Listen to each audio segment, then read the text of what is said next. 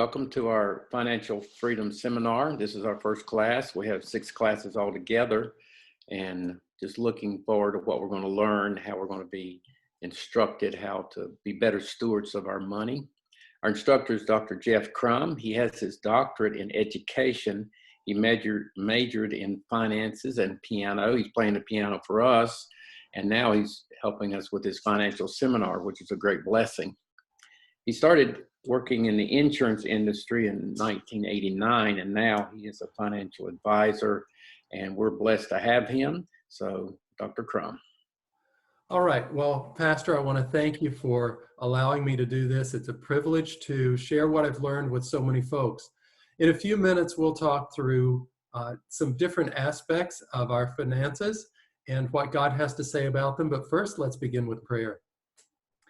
Our Lord, we thank you that we can gather together as a church, although we're distributed in all kinds of places, and now we're participating through devices and at different times. But we thank you that we can gather together like this and stay in touch with one another. Lord, bless our conversation. I pray that it will be fruitful in the next few days, and it will change lives in the weeks and months and years to come.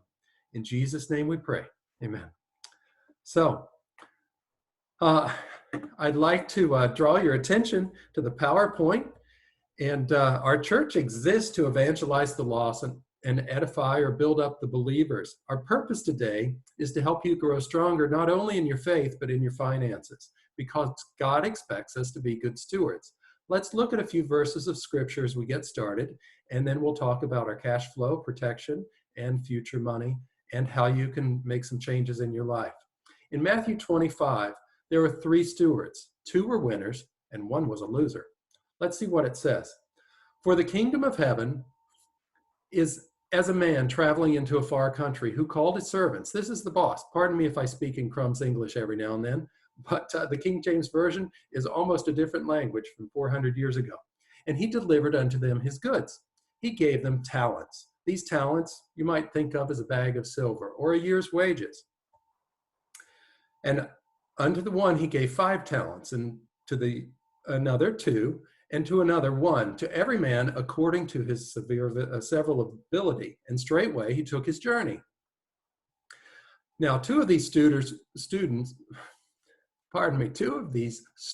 were model managers. Let's see what happened to them. And so he that had received the 5 talents came and brought 5 talents, saying, Lord, thou deliverest unto me 5 talents. Behold, I have gained beside them 5 talents more. And what did the boss say? And his Lord said unto him, Well done, thou good and faithful servant. Thou hast been faithful over a few things. I will make thee ruler over many things. Enter thou into the joy of the Lord. So the guy who got the 5 talents, or the 5 bags of silver, doubled his silver and had 10, and he was rewarded with an attaboy, and come on, let's live life together. Now in verse 22, he also that had received 2 talents came and said, Lord, thou deliverest unto me 2 talents. Behold, I have gained 2 other talents beside them. And his Lord said unto him, Well done, good and faithful servant. Thou hast been faithful over a few things. I will make thee ruler over many things. Enter thou into the joy of thy Lord. He also received an attaboy and a good future. Now, the ungodly steward had some attributes that we need to pay attention to. First of all, he was fearful. He was unproductive, and he gave excuses. Then he which had received 1 talent came and said, Lord, I knew thee that thou art a hard man, reaping where thou hast not sown, and gathering where thou hast not strawed. You have businesses all over the place, and lots of people working for you. And I was afraid, and went and hid thy talent in the earth. And lo, thou hast that is thine. I brought it back to you. It's a little dirty, but I brought it back just like you gave it to me. I don't know how much time had passed, but time is critical. Time and money and health are really all we have. Now the fearful manager was called out and reprimanded. And his Lord answered and said unto him, Thou wicked and slothful servant, thou knewest that I reap where I sow not. You told me so, and I gather where I haven't strawed. Thou oughtest therefore have put my money to the exchangers. Now in our world, I don't know what the exchangers means. It might be the stock exchange or the real estate market or the flea market, or go to the bank and buy a CD. And then whenever I came back at my coming, I should have received my own with usury. Usury means interest or growth. Let's look at a verse in the Old Testament and talk about growth for a moment. This steward lost, I need to finish the Matthew before I go on to Genesis. It is Genesis 1:28 though. In verse 28 of Matthew, the Bible says, "Take therefore the talent from him." The fearful steward who buried his talent lost that talent. "And give it unto him that hath 10. For unto every one that hath shall be given, and he shall have abundance." The people that have and produce have abundance. "But unto him that hath not shall be taken away even that which he hath. And cast the unprofitable servant into outer darkness. There shall be weeping and gnashing of teeth." Wow. Now let's look at Genesis. In Genesis, we have a plan for success that came with creation. And God blessed them. This is after he made Adam and Eve. God blessed them and said unto them, "Be fruitful." Be fruitful means to produce. "And multiply." That doesn't mean just replenish. Multiply is exponential. "And replenish the earth." "And subdue it." Now God said this to the fish and the fowl, but to the humans he said one more thing. "And have dominion over the fish of the sea, and over the fowl of the air, and over every living thing that moveth on the earth." Just in case you didn't catch what I said the first time about being fruitful and multiplying, have dominion over it, control it, understand it. So we're going to talk about 3 big topics in the next 6 weeks together. We're going to talk about cash flow. This is our budget. Now, a more fun word than budget is a spending plan. It's keeping track of our income and expenses. We're also going to talk about protection. This has to do with our cash reserves and insurance. And then we talk about future. That has to do with saving and investing. Now let's move ahead, and we'll begin by talking about cash flow, our income and our expenses.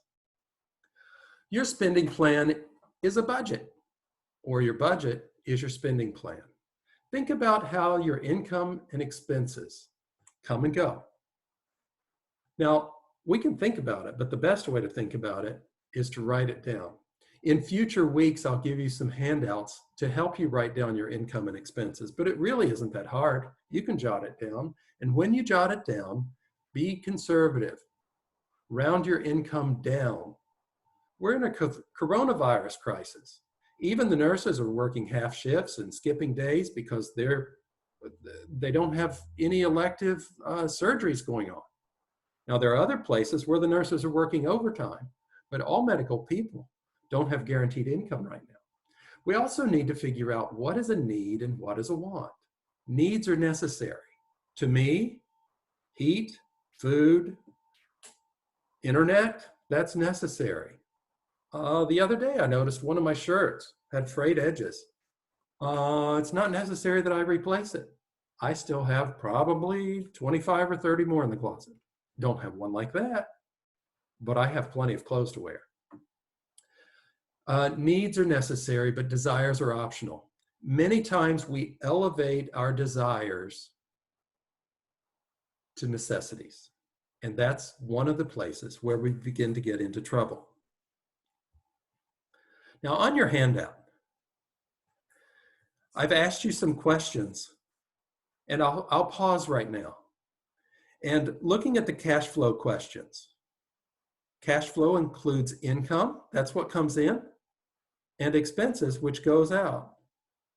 And we need a budget, which is a spending plan. This helps us plan where we need and want the money to be spent first. It keeps our priorities straight. Now let's move on with our slides. Whenever you write down your budget, you need to keep it simple. Don't go into a lot of detail because you'll get lost in the weeds. Be conservative. Round your income down. Be conservative. And round your expenses up. because some things cost more than we expect. Include saving and giving over and over and over in the secular world. The secular people tell us that the happiest and the most economically successful people are givers. This isn't new. It starts in the Bible. Our basis is in the Bible, but the secular people who do well with money believe it too. Now let's ask ourselves a question. I actively plan for spending on giving. Do you? Do you actively plan for spending on savings? Those who save 10 to 15% of their income and invest it reasonably well. The bad investors follow the market. When the market gets hot and is going up, they buy. So they buy high, and when the market crashes, they get scared and sell low. That's bad news. There's some better ways to do it, but you always lose if you buy high and sell low. Do you have a plan for saving? If you save 10 to 15% of your income throughout your 40 years of your working career, you will have about that much income to live on for the rest of your life, more or less. Okay, are you preparing for large periodic expenses? It's time for me to buy another car. Am I going to pay cash or am I going to make payments? Payments run up the price of a car. If you'll notice, I keep giving you tips. Let me give you a tip about buying a car or anything on 0% interest. Who's going to loan you $25,000 or $30,000 for 6 years for nothing? What bank's going to do that? Is your neighbor going to do it? So your good friend at the car dealer is going to loan you $30,000 for nothing for 6 years. Let me deconstruct that and tell you what's going on. The cost of loaning you that money is built into the price of the car. It's a fact. Somebody's footing the bill. Not only do you get to pay the cost of borrowing the money, because you factor it into the purchase price, you pay an additional 5, 6, or 7% on it because you're paying sales tax on that interest that you're not paying because the paperwork says 0%. Okay, there's no such thing as a free lunch, so don't think that the car dealer is going to give you $3,000 or $4,000 or $6,000 worth of financing for nothing. They're not only giving you the financing, the state's charging you sales tax on it. And we leave the car dealer so happy because we got such a good deal. If you want a good deal, walk in with cash and hold it in your hand and sit there and keep holding on to it until the numbers make sense in your head. If you don't hold on to your cash, who's going to hold on to it for you? All right, there's your tip. Let's move on. Here's your homework. Make your simple inventory. Keep it simple. Good students of this class will make a budget for the last 3 months. That's your spending inventory. Where did your money come from and where did it go? The best students, the overachievers, they're going to keep a log of where they're losing money every day. Now, my mother had an envelope system. She didn't work. She was handicapped, but she was always home, and she was a good money manager. She had an envelope system in her drawer, and on the back side of the envelope, she made little notes of what came in and what went out. Take yourself $50 for this week. See how long it lasts. If you're going to the vending machine at 10 a.m. and 2 or 3 p.m., you're probably dropping $2, $3, $4, maybe more dollars a day. $4 a day is $20 a week. $20 a week is more than $80 a month, and that adds up really fast because $80 a month is real close to being $1,000 a year. Whenever I came into the insurance industry, we did calculations on the cost of cigarettes. And I can say this now because that's 30 years ago. But it was pretty normal to do a pack a day. And if back in 1989, you put away the money that was worth a pack a day, every day, 365 days a year, you would be set today. Another tip on smoking, it doubles the cost of insurance. Yes, sir.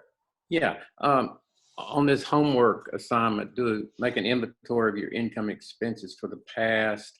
I think I need to I need to cut off my picture so I can read that. So I'm gonna click my picture off, okay? Okay. But then I have a question. What's your question? It is, so for that homework, does that mean we should list all of our expenses for 3 months? Sure. Yep. Now, Okay. next week, or the week we get more serious about our budget, I'll give you a form. But the homework for this week is to just begin thinking about it. And then whenever we circle around next week, or the week that we talk about the budget and debt reduction, I'll talk in more detail about each of those categories. But you've got your utilities, the things that you eat, necessities, and then you have periodic expenses like insurance and repairs. Okay. So go ahead and list them now, and then we can put them in the categories next week. Yes. Just begin making a list of them, because frankly, you'll forget them. You'll overlook some of them. And whenever we come back around, you'll already have some of it done, and then you'll add more in. Okay, so that's our homework for next Sunday night. That's part of it. Good. Okay. I've got a little bit of homework for each section. Sounds good. It's not a lot, but it adds up. If you do a little bit each day, it's not a big deal.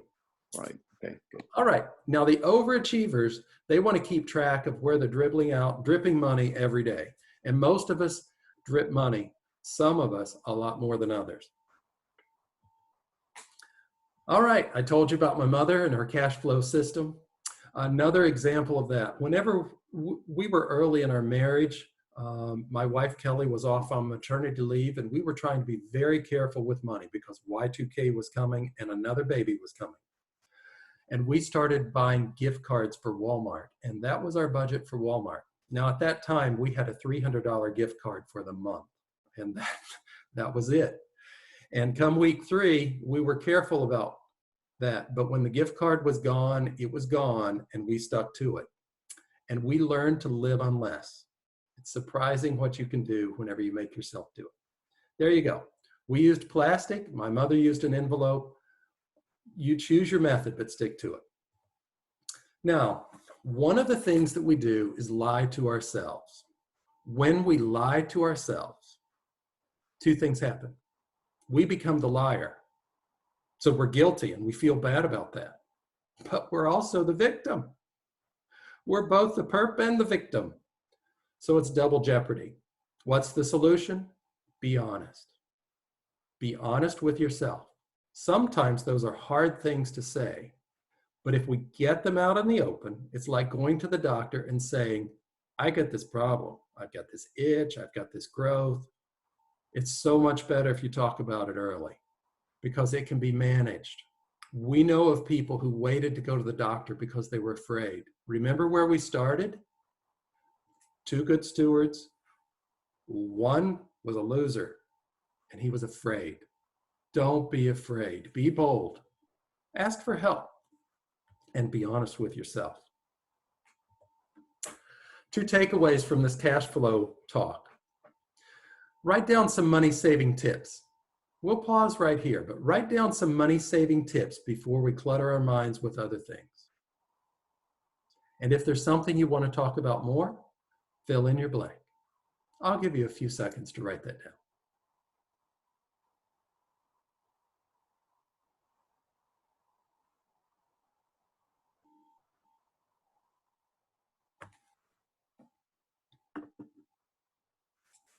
Now, if you need more time, just push the pause button and then turn us back on after you make your own commercial break.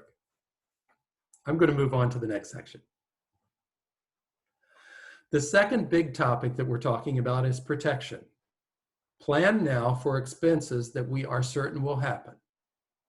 The problem is we don't know when they're going to happen. Several years ago, I bought a Cadillac from a widow of a dear friend of mine. I drove it for a while. Now, he was a fanatic about taking care of his cars, and at 100,000 miles, he spent about $5,000. He changed the serpentine belt, he changed the light bulbs, he changed the oil, he changed the fluids. It was supposed to be in tip-top shape.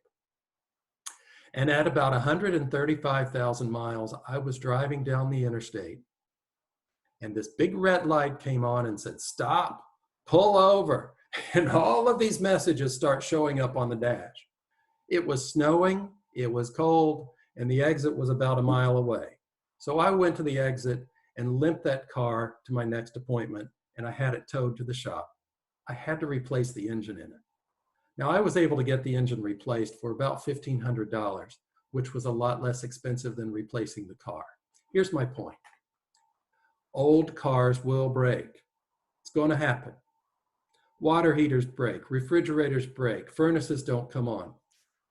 Simple things. If the condensate line on your furnace, I have a furnace and an air conditioner in the attic now. If the condensate gets clogged up, there's a little switch there that turns off the whole system so that the ceiling doesn't get wet. All it takes is a little bit of mold or a worm that crawls into the drain line. That's it, and it'll shut down the whole system. Plan for it, because when that happens on a cold weekend, you're going to be calling for help, and it's going to cost a little bit of money. Plan for it. It's going to happen. And if you got the money in the bank, no crisis. Insurance gives us a safety net and financial freedom. Now, that financial freedom comes in different ways. We protect ourselves with a rainy day account. We can call it cash reserves. We can call it a contingency fund. We can call it peace of mind. How much money do you need to have peace of mind? I noticed something early in my marriage. When there was $1,000 in the checkbook, everything was just a little bit more calm. In due time, we saved up so that we have several months' expenses in the bank. One of my younger clients, I have a couple of clients who make, let's say, less than $30,000 a year. Both of them are homeowners. Both of them happen to drive Chrysler Town and Country vans from 2005 or so. Not new vehicles. One of them has a child.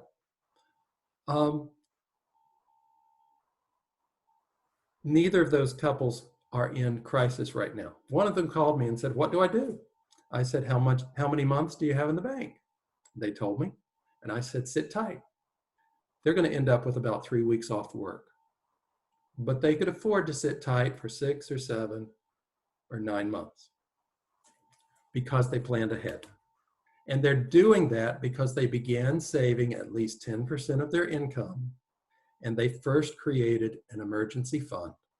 First $500, then $1,000, and then until they got up to several months.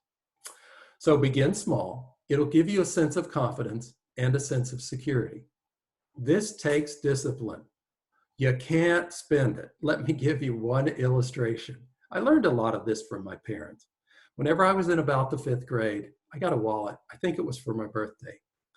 At that time, my dad gave me a $50 bill, and he showed me some money that he had in his wallet.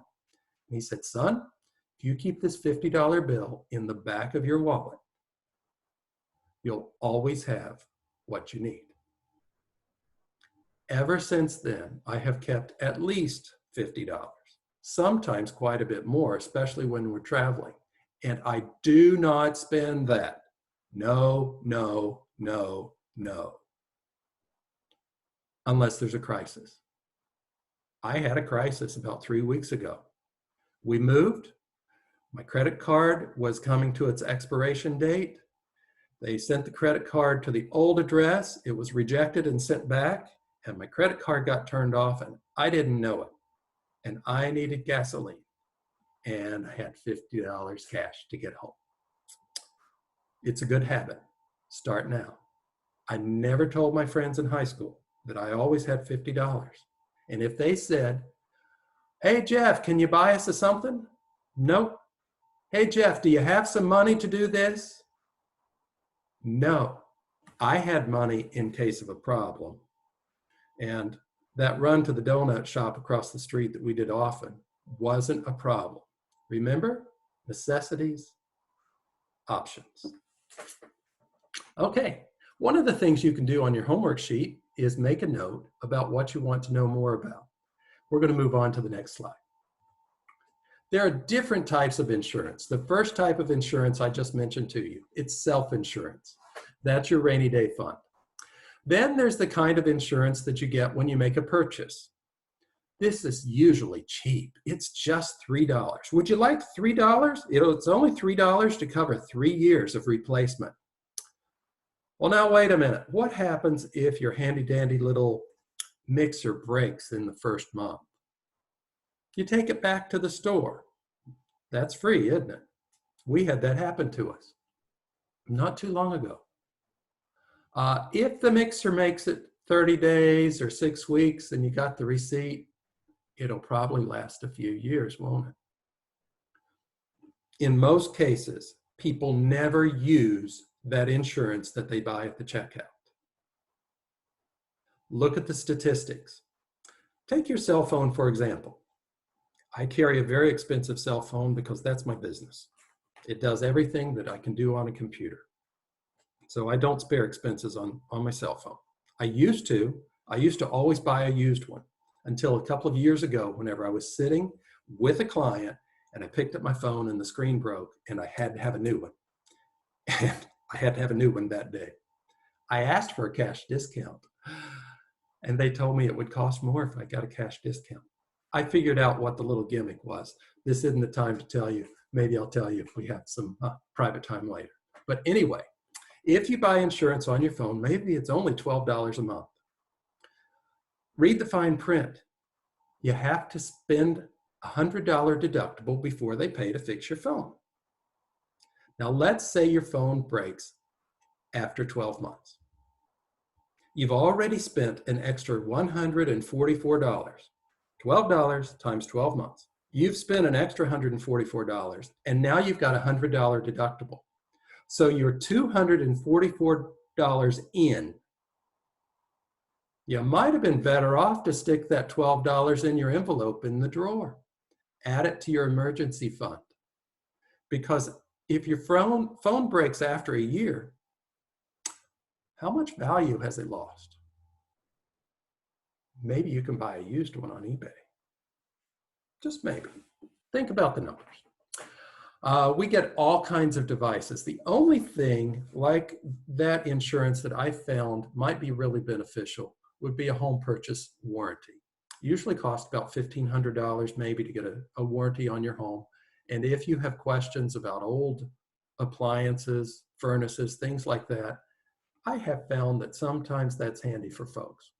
Now, let me give you one caveat.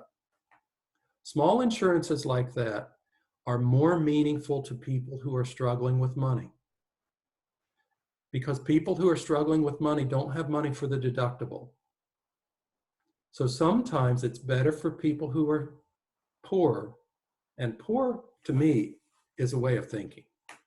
Because I've seen some people who have low-income jobs, and they have plenty of money, everything they need. Some of them have millions in the bank because they just squirrel it away. They live simply. You've heard those stories. But oftentimes, people who don't have a lot of cash need a little bit more insurance. It gives them peace of mind because they're fearful, and it also helps them out. I think the best insurance is getting $500 or $1,000 and bury it in your house and don't touch it until you're desperate. Then there's health and disability insurance. One of the greatest expenses we have is health care. If you lose your health, not only do you have to buy help, but you lose your income. Again, it's double jeopardy. One of the most important investments you can make is in your own health. Read the statistics. Why is diabetes so prevalent in America? Because we eat sugar all the time. My wife was in China a few months ago and she brought back some candy. It's half as sweet as ours. It left me longing, but it made me wonder how our lifespans differ. Health insurance is critical. You need some. Get a safety net. There are health sharing networks, especially for Christian folks, and they help to soften the blow. Again, with those health sharing networks or with your employer's insurance, you got to have money to pay your deductibles. Here's a tip. The higher your deductible, the lower the cost of insurance. And how can you afford to pay a higher deductible? Have a rainy day fund. If your insurance deductible is $5,000, you need to have at least $5,000 in your rainy day fund. You want to lower your car insurance? Raise your deductible. You can have a $100 deductible, or you can have a $1,000 deductible. The insurance should be there to catch what you can't, and you need to be your first line of insurance. Now, here's one more tip. If you don't work in the business, ask a professional for help. There's a little checkbox here, and it changes everything. And if you don't know about the outcomes of that checkbox, ask for help. Write down the tips that I give you along the way. I don't have a list of them, but I promise I'm spilling these tips right and left. Now, indemnity and reimbursement insurance is an interesting thing. Sometimes, especially for older people, they can combine, let's say, a zero premium healthcare policy with a hospital indemnity policy, and they kind of work together to cover your deductibles and copays. Okay? I'm not going to go into more detail about that here because this isn't the time or the place, but there are strategies to combine things and gain benefits. Some people love cancer insurance. Other people think it's crazy to buy expensive insurance for one particular thing. Buy health insurance. I'm not going to go into those debates right now, but there are strategies for each product. Make sure that the strategy is to your benefit and not to the benefit of the salesperson. Let's move on. Life insurance is a huge business. The insurance folks own the banks. They loan money to the banks. They reinsure the banks. The insurance people really kind of run the world. There are different types of insurance. It's good to have a professional review this with you because it does get complicated. And as you move through life, sometimes you need to change. Now, by and large, the most cost-effective insurance is term insurance. Sometimes those of us in the business call people who only sell term insurance termites. It's kind of derogatory. Maybe I shouldn't have said it. But it's a philosophy that says buy term and invest the difference. It is a great philosophy if you buy term and invest the difference. How many people invest the difference? Yeah, I hear crickets. Most people don't. And then their term insurance runs out and they find themselves at 50 or 60 or 70 unprepared for what's coming.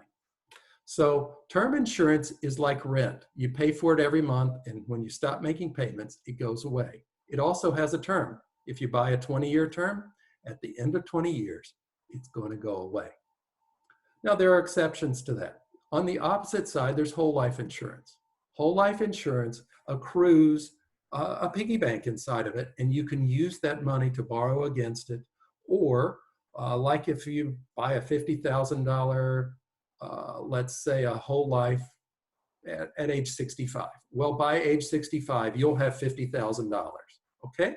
Most of those whole life insurance, the low price ones, go out to age 100 or 120 or something like that. That keeps their cost low. But some of the better ideas are to make those things be paid up at 65 or 70 or about retirement time so that you don't have to have that additional income or worry about that premium after retirement.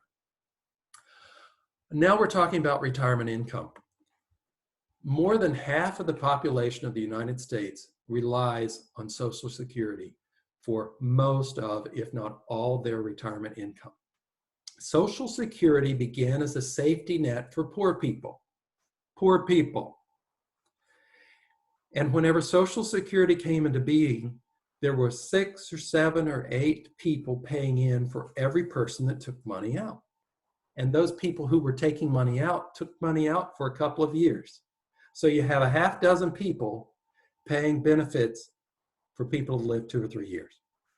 It's not the way it is now. And it's getting worse because the world is upside down. We don't have this big pyramid with a broad base of workers and few older people. We have a lot of older people and we're not having babies. Statistically, we have to have 2.6 children per couple in order to replace the couple, let alone grow the workforce even bigger. Our workforce is in a crisis. Well, it was. Now we've got too many unemployed people, but I think that's a temporary thing with Corona. Let's move on. Insurance gives us tax strategies. This isn't the time for me to go into the benefits and the tax strategies of insurance because there are many, many variables. And it varies on your age, your income, your other assets. But life insurance is used for a whole lot more things than buying a casket when someone dies. Maybe it replaces income. In my case, several years ago, I bought a larger insurance policy, and if I pass away, my wife will get a couple $1,000s a month about my income. That would be $24,000 a year. That's kind of what I was making whenever I bought the policy for 20 years. It will replace me, and she was happy. She wasn't looking for that big number. She was looking for the comfort of knowing that she would have income for the next 20 years. Let's move on. Remember, write down your questions. And you're welcome to pause the video anytime to write things down. Here's some takeaways. What are some money-saving tips that you've heard about insurance? The first one is self-insurance, and that comes with discipline. And it starts with an envelope. Stick a little cash in the envelope. Build up a few $100s, then build up several months' expenses. Remember, your expenses may not be the same as your gross income that you're getting now, because you don't have to include money for taxation. You've already paid taxes on that. Might be a good time to pause the video and write a few things down, but I'm going to go ahead. This is a great time to think about who could benefit from joining us next week, or the next 5 weeks, or just seeing today's video. If you want them to join us next week, call them early in the week and invite them. Then call them later in the week and remind them. And be sure to tell us they're coming so that we can send them the login links and the handouts so they can follow along. Ideally, we'd love to be together in one room talking about these things and pausing for conversation. But video allows us to share this with people all over the country, and they can watch it any time of the day or night. So help your friends and help yourself. It will help you if you teach someone one or two things that you learned today. Let's move on. Let's talk about future income. Future income is preparing to pay for tomorrow, today. Now, the opposite of this is debt. I want to pause here because debt is a demon. It eats us. In the old biblical system, every so many years, all the debts were cleared. I think that's brilliant. I'm not going to go into those details at this time. We'll talk about it later. But the problem with debt, especially whenever we buy disposables like meals, if you go out and pay $20 for a meal and charge it, by the time you get that paid off tomorrow or next year, you can't eat it again, and it's cost you $25 or $30 or more. I'll talk about the rule of 72 in detail in the days to come, but I'm going to tell you how it works right now. You take your interest rate, you divide by 72, or the other way. I don't remember which way it goes, but you can figure it out, and it'll give you a number of years. Like if your interest rate is 10%, it'll give you 7 years. Your money will double in 7 years. If you invest $1,000 at 10%, in 7 years, you'll have $2,000. But the opposite is also true. If your credit card is charging you 10% and you don't pay it down, 7 years from now, you'll owe them twice as much money. Now, I'll explain that formula in more detail later, or you can look it up on YouTube. It's all over the place. Now, don't get lost in the decimal places. There's the rule of 72 and 84, and if you're in this tax bracket and that tax bracket, don't get lost in the weeds. Just get the principle. Investing money over time grows money, but borrowing money over time exponentially spends money. Remember, we started with the exponential word. Be fruitful, multiply. Debt causes you to multiply in the wrong direction. So be careful. There's a time to use leverage. Might be a good thing to have debt on your house. Might be a good thing to have debt on your car, maybe. It is a bad thing to buy your groceries on debt. Now, if you're in Corona and you've got to do it this week, buy the necessities. You got to eat. But you don't have to buy an extra toy for the kid, and you don't have to buy extra ice cream. You don't have to. You have to eat to live. You don't have to eat for pleasure. And for a month, for a week, for a day, just a day, you can cut out those extra expenses. Remember that envelope system where you could write down where you were spending extra money on impulse buys? There you go. Might be an extra ice cream at the grocery store. Let's talk about future income. You want to create future income. Retirement savings is putting away income today and delaying it until the future. There are tax advantages to that. We have traditional and Roth IRAs, 401s, 403s, 529s, all kinds of ways to save money for the future. Saving is one thing, investing is another. A few minutes ago, we talked about insurance. Insurance specifically is a contract. If I pay a premium for car insurance every month, when my car gets hit by somebody else, the insurance company will make it right. And all the rules are written out. If you pay this much, we will pay this much. It is a contractual guarantee. Investment goes the other way. If I put money in the stock market, I might get that money back. I might make more money. I might lose money.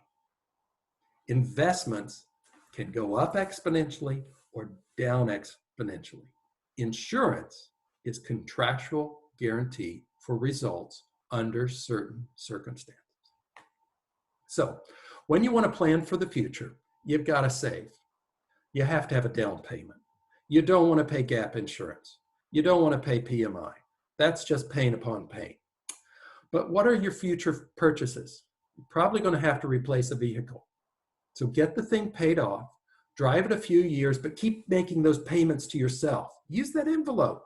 Pay yourself $200 a month. It'll pay for your repairs. If your car payment's $350, put that in an envelope. Pay off the car, put it in an envelope. You'll have money to replace the tires and keep putting it in the envelope. And then you can go to the dealer and you can buy something fairly new. 3 years old, 3 to 4 years old is kind of ideal because you can get a car that's really new like, but it's about half the price of a new car. Somebody else has paid it, that depreciation. When you buy a brand new car, here's another tip. When you buy a brand new car, it's not the drive home that causes the value to go down. The moment you sign that title, and that becomes a titled vehicle. Previously, it was never owned or registered, with the state for license plates. The moment you register it for a license plate, it loses maybe 10, 12, 15% of its value because it's a used car now. And you haven't even sat in the front seat. That's what that signature cost you. I love the smell of new cars. I like the security. I like the prestige of new cars. My dad bought some. I haven't. You'll want to plan for future purchases for vehicles. 3 to 4 years old, probably a pretty good deal. Very new, like lots of reliability and miles left. Half the price of a brand new. A home. You can't afford to buy your own home. It might not be as big as you want. Might not be as big as your buddies. One of the reasons I always had money in high school. My parents always had money. They send me to college with cash. Why? Because my dad worked in a factory and made beer bottles, and my mother was handicapped and stayed home. But Dad always spent less than he made. And he lived in the first house he bought, which he bought for $5,000. And it was paid off before I was born. So from the time I was born on, Dad saved money. He bought cars with cash. He sent me to college with cash. And a big reason he could afford to do that is he didn't have a house payment. Can you imagine how much more money you would have in your pocket if you didn't have a house payment?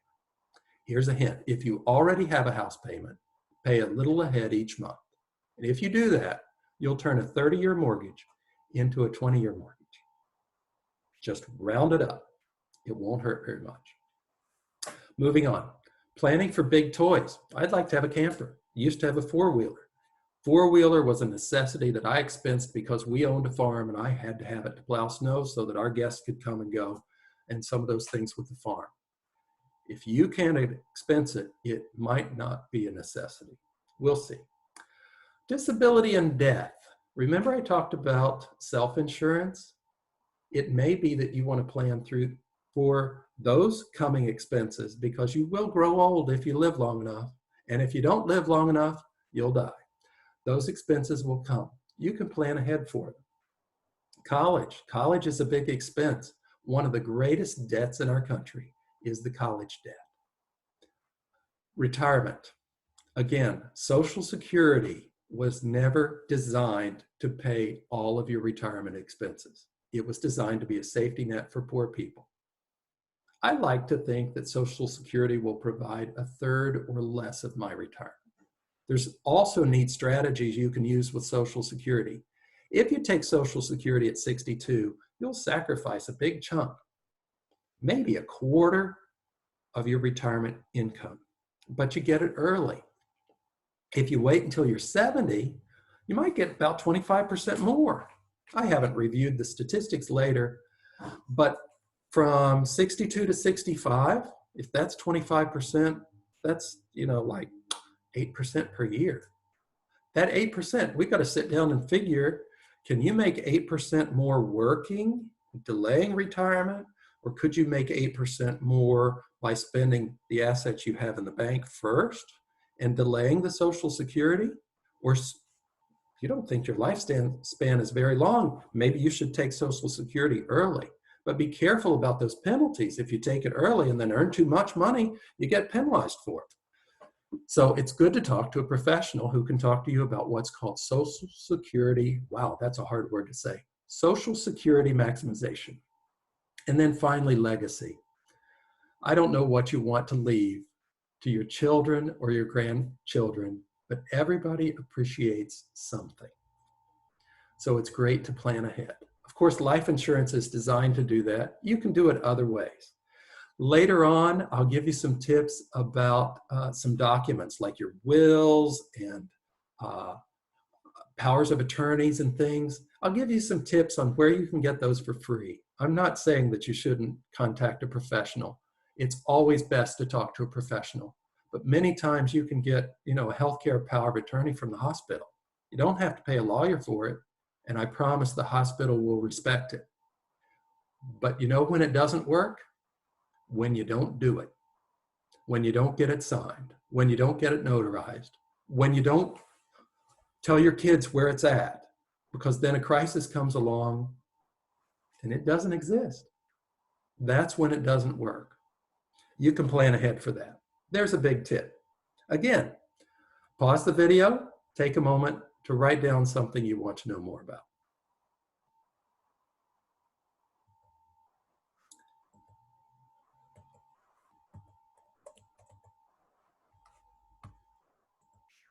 All right, moving ahead. Let's think, what kind of changes do you want to make in your life? First of all, sometimes I tell people I'm Dr. Crum. Let's take your pulse. Let's check your temperature. What's your blood pressure? Do you have an emergency fund in the bank? How much debt do you have? Have you written it down? I owe $82,000 on the house, $14,000 on the car, $12,000 on a credit card, boom, boom, boom. Write it down. Don't overthink it. Just write it down and add it up. You might be surprised. Now, fast forward to New Year's Day, January 1st. How do you want your life to look different? Be specific. Use SMART goals. Write down things that are attainable but measurable. If you can't tell that you've made a difference, it's not a good goal. Maybe you just want to see your debt reduced by $1,000. If you want to go to California, start going west. You might not be able to get there today, but start planning how you can get there. And you got to go west. Go in the direction you want to be. Don't go backwards, and surely don't go the other direction. Don't do it. Go the way you want to be. You'll figure out more as you go along. So describe your vision for January 1st, and then think ahead. 5, 10, 15, 25 years. Begin to visualize what you want it to look like. When you know where you're at and where you want to be, you can talk to somebody about a path to help you get there. But if you don't know where you want to go and you don't know where you're at, who's going to help you? Begin to write down and articulate. where you're at, and some direction you want to be. And that'll become clearer in the future, but you have to start. Again, it's a great time to stop the video and write down your thoughts. Now, some takeaways from this section. What is the biggest money-saving tip that you have to improve your future? Here's one that I haven't given you before. Do you know what most people's biggest expense is? Take a guess.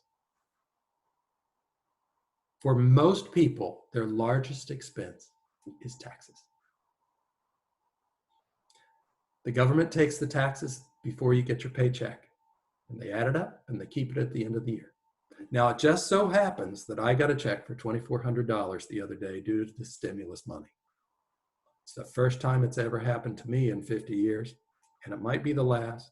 And I don't know how the government can deal with another $2 or $3 or $4 trillion of debt. I don't know how that's going to play out. But the biggest expense you probably have in your life is taxes and interest. Interest on your car, interest on your house, interest on your student loan, and interest on that Big Mac that you ate 3 years ago. You're still paying on that thing. You might be wearing it too. Think about that. Start now. Change can start right where you're at. Write down what you'd like to talk about. Now remember our pyramid. Cash flow, protection. Have your own safety net. Have a plan. Think about the future. Cash flow is income and expenses. Protection, cash in your hand. Insurance, saving and investing for future income and big expenses that'll come. In the next 5 weeks, we'll expand these things. We'll talk about the value of giving and the value of saving in more depth. We'll talk about ways to increase income and reduce expenses. We'll talk about snowballing debt, but I can't give you the formula until you've made a list of your debts. One of your homework assignments that's coming is not just to write down the debts, but to write down the interest rate and things like that. If you're only making the minimum payment on those debts, they might go on for a long, long time, and most of us tend to add to them over time. Write down some of those facts. Protect yourself from setbacks. You're going to miss work. Viruses are going to happen. Work might be closed. Prepare for large future expenses, even your next furniture purchase. And then plan to leave a stress-free legacy for your kids. It's terrible whenever you pass away. It's even worse when the kids don't know what to do.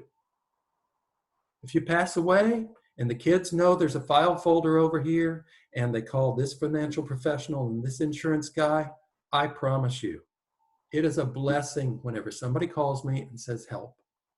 I feel their pain, but I also take a lot of it away because I've got answers for them. A long time ago, a couple of years ago, I worked for a company and I did a lot of trust reviews. There was this lady, beautiful lady, lived out a farm on the end of a road overlooking a river. It was beautiful. She was on the deck of her house. It wasn't a big house. It was a very modest house, maybe 2 bedrooms. And I pulled in the driveway and she was on the upper part. I pulled in by the garage underneath and she was on the upper part sweeping the deck. Old lady, 80-some years old. I went in her house to review her trust and it was perfect. It was meticulous in a notebook, about a 3-inch notebook. And I went through it and I couldn't do much more than congratulate her. But I was sure, and she was sure it was current. I wrote her a thank you note for the visit. A few weeks later, I got a phone call. And whenever the lady said her name, I knew that name because I'd read it in the trust, and I knew it was her trustee. And I said, her name was Iris. I said, how's Iris? And she told me the story of Iris calling her on the way to the hospital. And this healthy 80-year-old lady who had her act completely together, she swept the porch, she showed me the river and the barns and all those things, wasn't with us a few weeks later. It pays to be prepared on earth, and it pays to be prepared for our spiritual future. Invite a friend to attend our seminar here, and if we can help you in a spiritual way, reach out to the church. That email address is OpenDoorArchdale@gmail.com. And we'll have the phone number. I don't remember it right now, but it'll be in the link below this video. If I can help you in some way, let me know. My phone number and address is on your handout. So that's all we have for today. And send us your questions. We'll talk about them next week. Be sure to invite guests to come. If you'd like to talk with me personally, you've got my phone number. Pastor, is there anything you want to talk about before we stop the recording? No, I appreciate it, Jeff. I appreciate the challenge and look forward to next Sunday night. All right. Thank you so much. See you later.